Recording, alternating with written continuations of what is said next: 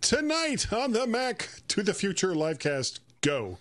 Looking for a deal on Apple hardware? Go to Woot right now, or don't. Older Apple TVs won't be able to play YouTube videos soon, so prices are rising on them because of it. Just kidding. Tired of hearing about Apple versus Facebook on privacy? Yeah, we are too.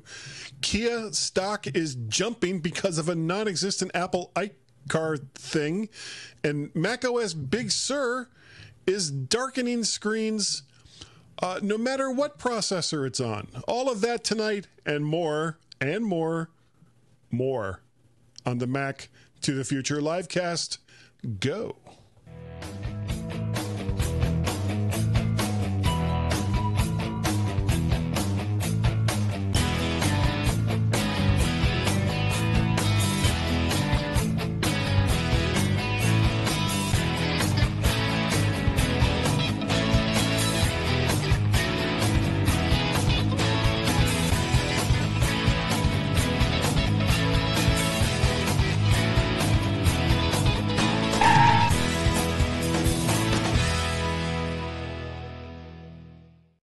And welcome, everyone, to the Mac to the Future livecast. This is the first one in February for 2021, which has absolutely nothing to do with anything. I am your host, one of your hosts, Guy Searle, and I am joined tonight by Mr. Warren Sklar. Hello, Mr. Warren Sklar. How are you, sir? Hey. I'm still dancing to that theme music. I know, isn't that great? And the countdown is so climatic. I know. It's like, oh, it's so close. Just get to that one. Come on, go. And then we have to listen to a bit of delay. Yeah, and then the reward is they get us. There you go. That's the reward. So that's what's going on. Whether they want it or not. Did you and Dave do In Touch? No, you're doing In Touch tomorrow. I don't know why I was thinking that was last night. No, we did Chuck Joyner's Mac Voices Tuesday night gig last night. Yeah, I joined for the first time in a couple of weeks. Isn't it fun? I love doing that. It was interesting. It was good. The thing I really like about doing that show is I don't have to edit it. All I have to do is just show up and talk and say things. Yeah, that's what I do. I don't think I know how to edit a podcast if I tried. So I've never done it. So. Well, this one is relatively easy because we do it live. So both the audio and the video, I basically just go, okay, this is where we started, chunk. This is where we ended, chunk.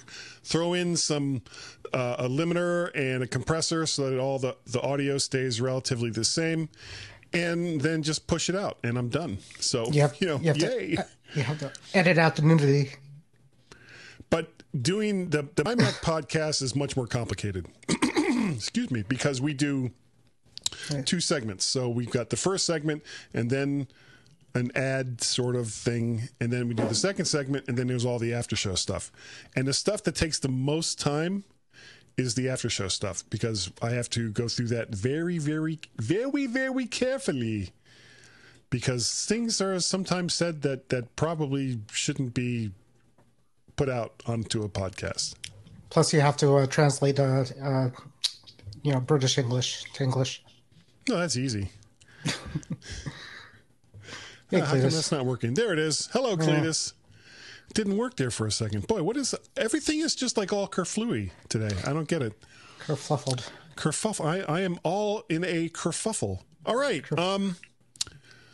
Well, we've got like 4 or 5 things to very quickly talk about here. Everything is basically in quick takes tonight, folks. Woot is having a one-day sale. What? Woot is having a one-day sale on Apple hardware that may be over by the time you hear about it. And I'm putting up a link here, which isn't clickable. But if you go to woot.com and then just do a search for MacBooks and blah, blah, blah, all that stuff, it should show up right there. And I have the page up, and some of it's already gone. Most of the iPads are gone, but they still have 2017 to 2020 MacBook Airs, MacBook Pros, And then there are still a couple of, like, for example, the 11-inch iPad Pro 3rd Gen from 2018. It's $640. Yeah, this is not new. Woot does this. They sell Mac Apple equipment pretty often. I would say maybe once every other week. They'll have something like that. And for those that don't know, it's a division of Amazon. It's a spinoff of Amazon. Yep. And basically, it used to be its own thing, though. Yeah, but I guess Amazon. Yeah, I think so. There's another site that's like that, MEH, which is a similar kind of site, but they only have like one deal a day instead of a whole bunch of them. Yep. I bought my wife's Samsung monitor off the Woot site. Mm-hmm. It's like it comes from Amazon. It's fine. So it's they're legit. Is what I'm saying. Yeah, it's legit. Yeah. So. Also, speaking of Amazon and B&H are also having some deals. Let me bring that up. Pocketnow.com. If you go to that site, you'll see the links to the story, and all the links will be in there for the stuff that they're selling. It's a Bezos going away party. Yeah. B&H has the M1 MacBook Air. I think it's about, it's not like super great deals, but it's like $60 off, something like that. So you can, or $70. Okay, you can get, let's see, Intel Core i3 processor, 8 gigs of RAM, 256 storage for a $90 discount for the Intel version. And it doesn't say, it looks like it's not a great savings. It's $20-$30 off, but it's still, better than a kick in the teeth, I guess. And B&H does. Yeah. B&H is one of those places that will sell built-to-order machines straight from themselves. So, like, if you're looking, they'll have sales on a built-to-order configuration, which is nice if you want that. B&H is or was mostly known for photography, but they kind of started branching out into computers and audio and all kinds of other things. I actually have a credit account with them. I can't remember what it was I bought, but it was relatively pricey, and so I got it through them. I don't know if you have it there, but I think at least for us, if you're outside of the state of New York, it's tax free. Yeah. So you don't pay the sales tax. Well, they charge whatever the tax of your state is. They can't get away with not charging that. But you're not going to get hit up with New York tax. No. I think you actually don't pay tax on it. I'll verify that, but that's what I heard. Okay. Well, the last time I bought something from them, I think they basically said, "Well, what's your zip code?" You give them your zip code, and then they calculate what the sales tax is based on that. Local sales tax. When an order is shipped within New York State, the law requires that local sales tax be added to the order. Purchases in our store, if your order is shipping to an address in state, it's a long read here, but I'm pretty sure it says if you're not within New York, you don't pay sales tax on it. All right. While you're reading that, I'm going to go on to the next thing here. Older Apple TVs won't be able to view YouTube videos very soon unless streamed through another device, like through AirPlay. If your Apple TV runs tvOS and can use the App Store apps, 4th and 5th generation devices, then you're okay. Older than that, and you're not. But we're talking about Apple TVs that came out in 2012 and below. So chances are, if you have an Apple TV that was made in the last 4 or 5 years, you're fine. You'll be able to watch your YouTube videos. Are you like me and you have like 2 or 3 of them unplugged around the house somewhere? Well, I have a 4th gen and I have a 5th gen, and those are the active ones hooked up to the TV. Now my son Guy has a 3rd gen, which I think is going to go dark pretty soon.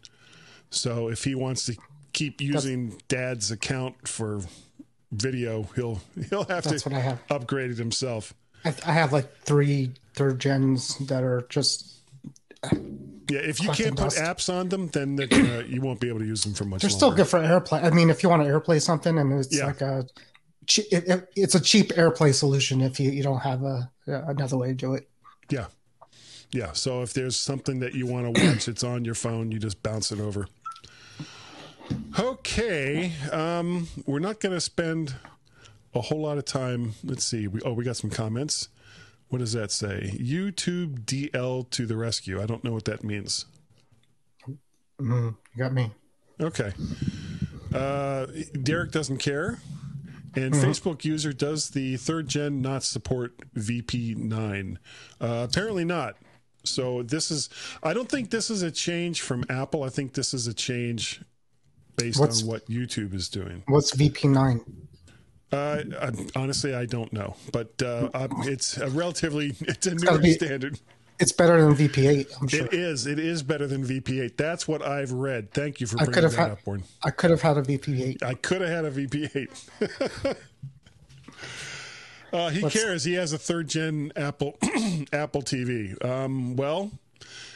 You're probably is it codec? Okay. Okay. You're going to have to replace that, Derek, or if you have a TV that has the Apple TV app built into it, then chances are you've got the YouTube app in it as well. So basically, this is really going to affect only people with older TVs and older Apple TVs. If you have a TV that was made in the last probably 3 to 4 years, you're probably fine. It's funny though, because every device within the 6 or 7 years has YouTube capability on it. It's like Netflix, and it's like toasters and refrigerators have like. Oh yeah, they don't want to keep you. They don't want to keep you from watching YouTube. They want you to watch YouTube. I think probably in every room of my house, I could probably find a way to watch YouTube if I tried. All right, now we're not going to dwell on this story. Apple and Facebook have very different views about privacy and data collection. This is currently being beaten to death in tech news, and we talked about it for like an hour and a half last night.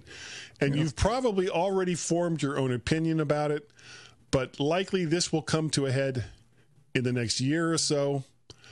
Plasma TV. Oh yeah. Hang on to a plasma TV. Those things look great. For the uninitiated, Facebook is very upset that Apple is getting ready to force them to ask you whether or not they can use your data, whether they'll have access to your data. That's the long and the short of it. We're not, there's a ton of stuff out there on this, and if you don't care, if you use a lot of the stuff that Facebook offers or that's built into Facebook, then you're probably not going to care anyway and just keep using it the same way that you do. And when the little button comes up asking if it's okay, just hit yes, and you'll be using Facebook just like you always did. Is that about it? Yeah, I mean, we could go on. Within a year, hopefully everybody's happy. Apple's going to get what they want. Facebook will get what they want. Both companies are pretty big, and they'll figure it out. They're doing it a little different than the Epic situation did it, where they just said, no, we're just going to not do it, and that's it. Facebook is, trying, and they're working with Apple, so I think they'll figure it out.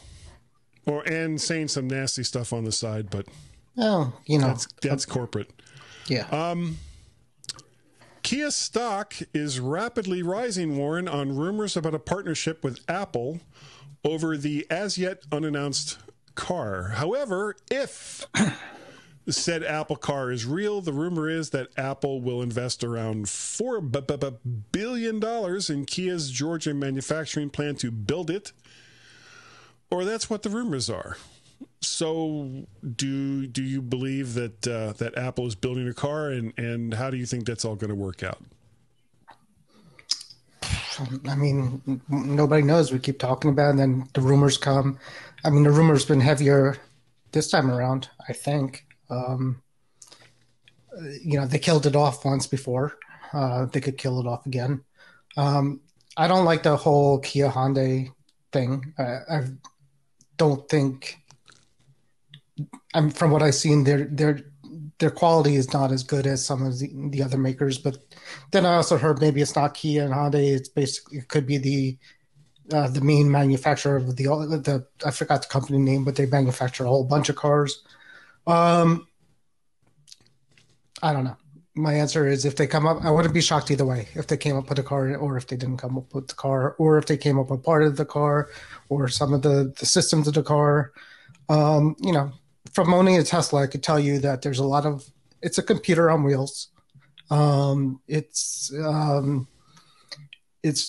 has updates every few weeks. It's very much like a real computer, and it's on wheels that you have on the highway.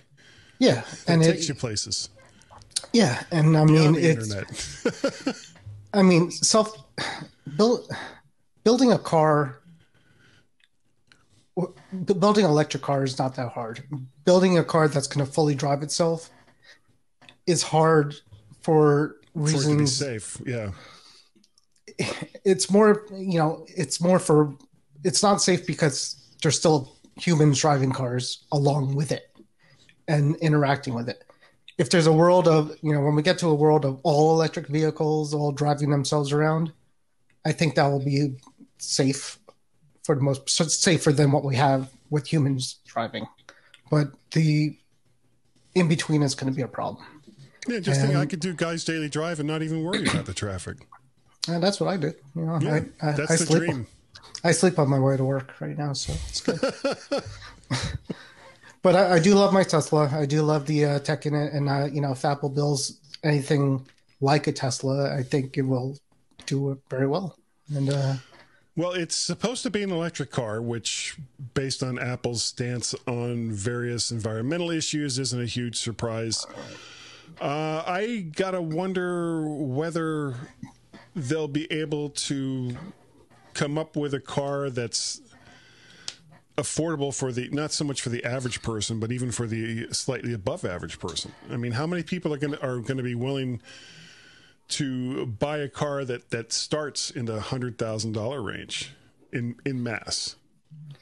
Well, I mean, if you look at, again, Tesla, they started out with two very expensive models, or one very expensive model, and then another very expensive model. And right. Their goal now is, that was a proof of concept, and their goal now is to make more affordable ones. And they are. The car I got was not as expensive as the expensive ones, and I have one in production that's going to be even less expensive. Well, what's the price range right now with Tesla? So there's four models right now. There's a 3, which starts at 35,000. But if you add the auto driving thing, which everybody kind of wants, you're about 45 at that point. Then there's the Y, which is what I have, which starts at around 45 and goes up to about 50 something, which I got that one. But then you get the X, which is the ones that the doors go up, the SUV. That's about 80-ish. And then you get the original car, which is the S, which is also, it's about 80-ish, depending on where you go. But he's doing stupid things now. He's creating this thing with the Plaid edition. There's a whole new cockpit. I don't know if you've seen the pictures. That has a half steering wheel. It's a really interesting thing. Some people like it, hate it. He has a car that's going to go up to $150,000 because it's the best one to have. But it's going to be a range, and I think that's I think Apple's going to start with a proof of concept, an expensive car, and from there they'll figure out better ways to do it.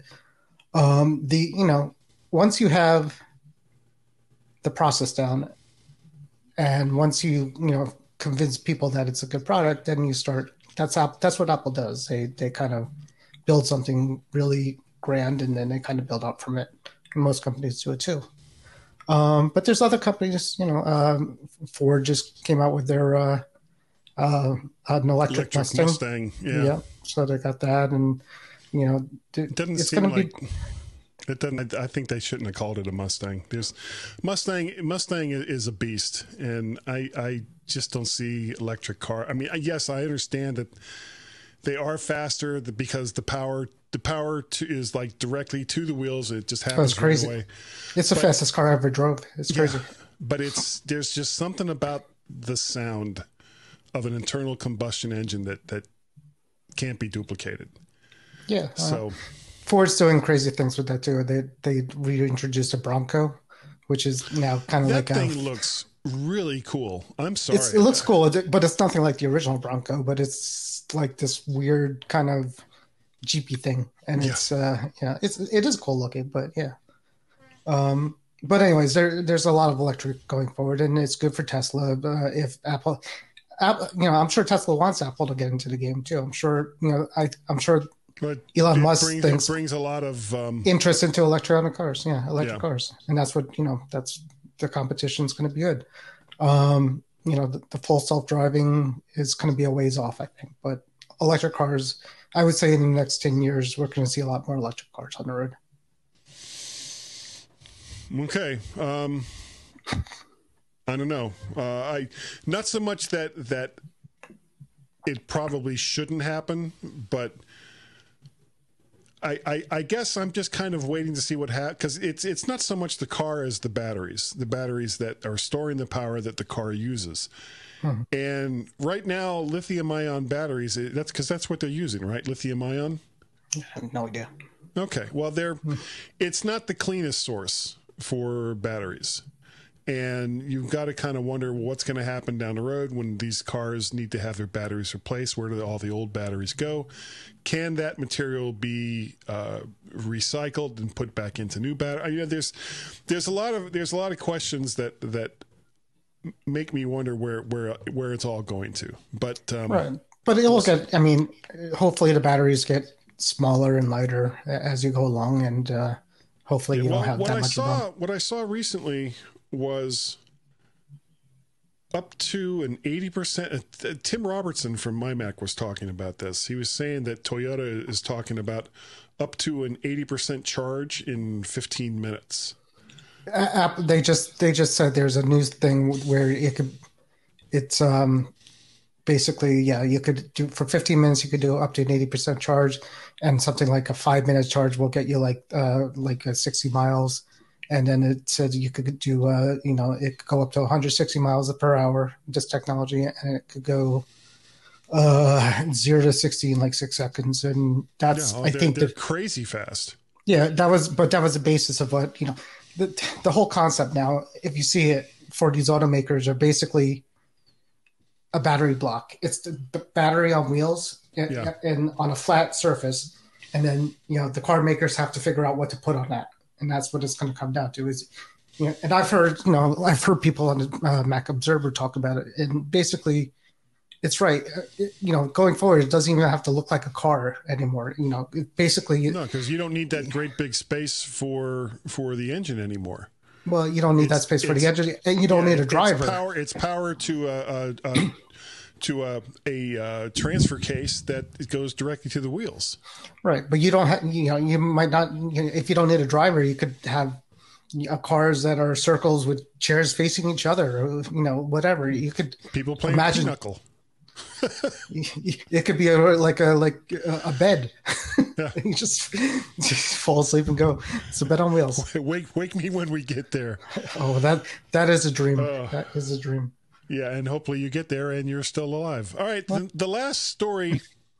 If you don't get there, you won't know. Yeah, exactly. The last story for the evening. Mac OS Big Sur is causing some issues for some users, as it won't recognize a monitor when connected through a USB-C Thunderbolt port, regardless if it's through a cable, direct, or through a hub. Also locking in at a 30 hertz refresh rate instead of 60 hertz, and only displaying 1080p. Now, unlike the Bluetooth issue, this is not related to the new M1 silicone processor, as it's an issue throughout the line with or on Intel or the M1. So it looks like this is related to the operating system. And I know in some of the stories I was reading, they were saying, well, 10 point or 11.2 just came out, And we thought that, this was supposed to fix all these bugs, but they're still there. And I'm still having Bluetooth issues with my Mac Mini, which is why I'm using these in-ear monitors instead of, where are they? Right here. I've got friggin' AirPod Pros. Can't use them on a reliable basis. And that's makes me cranky. That's what I'm using on my new M1 Air. It's fine. So that's weird. Well, I know that there was also some problems with the 2018 Mac Mini, but from what I've been reading, it's been not just the Mac Mini, but also some MacBook Airs and some MacBook Pros on the M1 have also been having Bluetooth issues. Yeah. And if a software update broke it, then a software update could fix it. Should be able to I wouldn't worry. Yeah, I wouldn't worry too much about it. They'll get it. But it's frustrating because I went from, and now fortunately, reliably, my mice seem to work, unlike what it was doing before. So now I have a wireless mouse that I can use. I've got a trackball or trackpad that I can use that's working pretty well. So that problem has gone away. So now the only issue I'm having with the M1 is with Bluetooth and AirPods. So not just AirPods, but also third parties as well. Apple says every update you get to use one more device that you own. That's how it's going to So by the time we get to 11.5, I should be good. Right before the next version of the Mac OS comes out. Mac OS comes out. Finally, I could use all my... Oh, no. No, it's over again. Mac OS 12 is out, and now nothing you got to works. put that on there. It works again. What's wrong with the chip in my brain? It's a circle of life. It is. Then you die. Then you die. All right. Do you have anything, Warren? That's all I've got for tonight. We had the updates. That's from last week, right? The only thing I could add is for a brief shining moment, I had the thing working where I could unlock the phone with my watch instead with the beta. So the beta lets you unlock your phone with your mask and wearing a watch. And then I did something, and then it stopped working. You don't know what it was you did. I don't know. So now I got to wait for the next beta to come out to hopefully fix that. So I'm very sad. What did you change, Warren? Well, I don't know at first, but since then I've reinstalled I've wiped my watch, I wiped my phone, I reinstalled. I think I wiped my son's Xbox just for good measure, just to make sure it wasn't that. just so he could feel your pain. That's what it was. Just in case, you never know. It could be related. I don't know anymore. Knock on your neighbor's door. I'm sorry, I've got to come in and reset everything you have in the house. Just see, my watch doesn't unlock my phone anymore. It did yesterday, so you did something. I know it. Had to be. Had to be you. Yeah, my watch unlocks my Mac. So that's good. It still does that. But soon your watch will. Well, you don't have a Face ID phone, do you? Oh no, I have the SE. Yeah. Oh no. The SE is Touch ID. Yeah, you don't. I have the iPad. iPad is Face ID. The iPad it doesn't work. Yeah, it won't work on that. It's only the phone for now. Yeah. Okay. But I'm a little. Right now I'm a little jealous of your Touch ID because I have to wear the mask all day, and that kind of sucks. Well, I was reading before we go, since we're on this subject, that the next phone may have a screen touch ID. That would be cool. Which I think they probably should have waited for before changing that out. But well, I mean, the new iPad Air has the Touch ID on the power button, and if my 11 Pro Max supersized thing had that too, you'd be happy. That would be great. Put your finger right here. I mean, why wouldn't they do that if they could? I don't know. We'll see. All right. Yep. So that's all we got for tonight, folks. Thank you for joining us. We really appreciate the fact that you have taken the time to be here with us tonight. Warren, if people wanted to get a hold of you, how would they do it? I'm making the rounds this week. You're kind of all over the place. Yeah, I've been snowed in for 3 days, so this is good. This is good. It's therapeutic. We got about a foot here, So that was fun. So I'm doing this show, and I'll do In Touch with iOS probably tomorrow with Dave, and Facebook Back to the Future group is it's been a little quiet the last few days, but that's fine. We enjoy the quiet. But come join us if you want. So it's good. And if you'd like to get a hold of me, my email address is guy@mymac.com. You can reach me on the Twitters. I am Mac Parrot, and I am also Vert Shark. The other podcast that I do is Guy's Daily Drive, as well as the MyMac.com podcast. Hello, that I do with Gaz. That was like my really bad English accent. If you'd like to help support the things that I do, you can go to patreon.com/MacParrot. You can go to coffee, ko-fi.com/MacParrot. You can pay a pal by going to paypal.me/MacParrot. Also, all of this stuff that I'm doing is available over on YouTube if you do a search for Vert Shark, as well as you can go over to vertshark.com and see all this stuff there too. And that's all you got to do. It's so easy. So like, share, subscribe to all of those things. Smash that button. Smash that like Just button.